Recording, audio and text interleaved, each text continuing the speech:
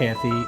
She told me early on that if it got to be too much for her, she was going to find a way to end her life on her own terms and not on cancer's terms.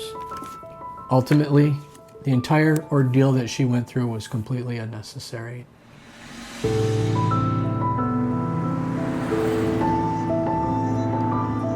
She could feel herself dying. She could feel her body deteriorating before her eyes.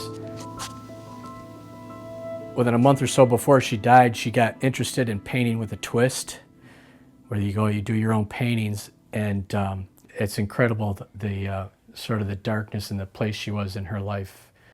I got a number of things that I had in the basement that I brought up that I could show you. She had already had cancer before I met her. Kathy was diagnosed with tongue cancer the year before, in the spring of 2012.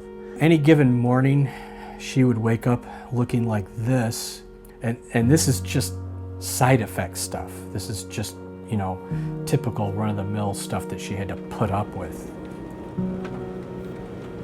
That was a really difficult time for me because I would go to her house and I would pull in the driveway and I'd hit the button to her garage and I'd wait to see if I saw fumes coming out.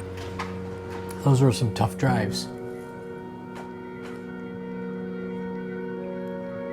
At this point, neither one of us had ever heard the term medical aid in dying.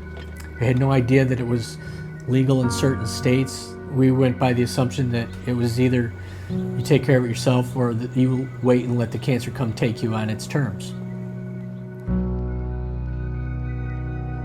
There are 6 states now where aid in dying is legal.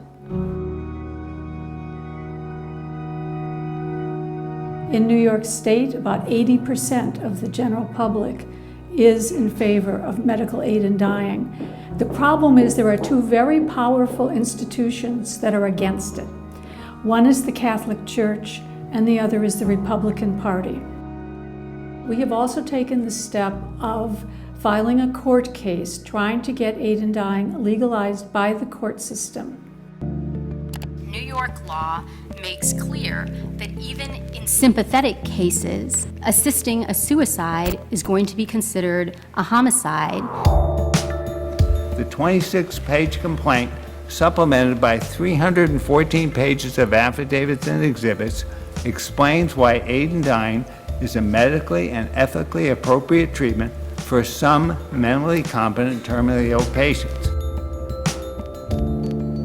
I currently have an incurable, very rare kind of blood cancer.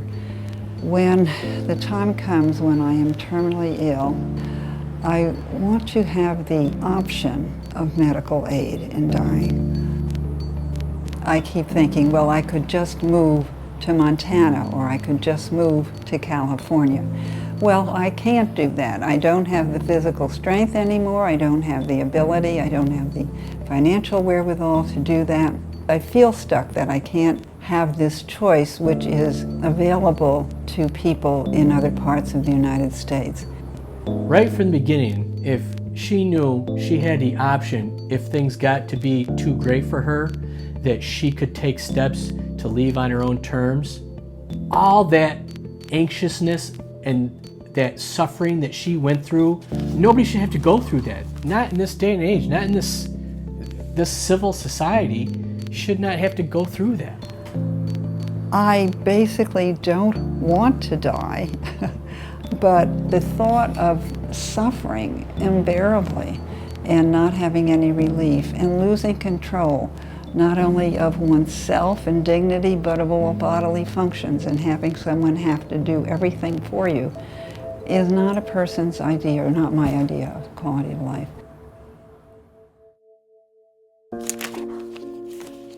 Dear Governor Cuomo, I'm sure you get thousands of emails every week. I sent one 9 days ago regarding my girlfriend, Kathy Quinn.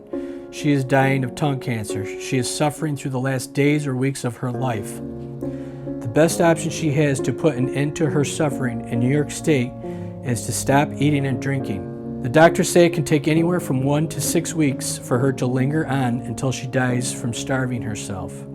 She would prefer this to having the cancer continue to ravage her body until that kills her instead. The Death with Dignity Act, available in the states of Vermont, Oregon, and Washington, would allow Kathy to pass peacefully without suffering. It boggles my mind that she is not afforded the same compassionate opportunity because of her address. Generations from now, people will look back at this time in our history and find it barbaric the way we treat our dying. My question for you and your staff is, will you be part of the change? Are you too busy or uninterested to at least respond to me before Kathy dies? I plan to pursue this. I'll continue to email you.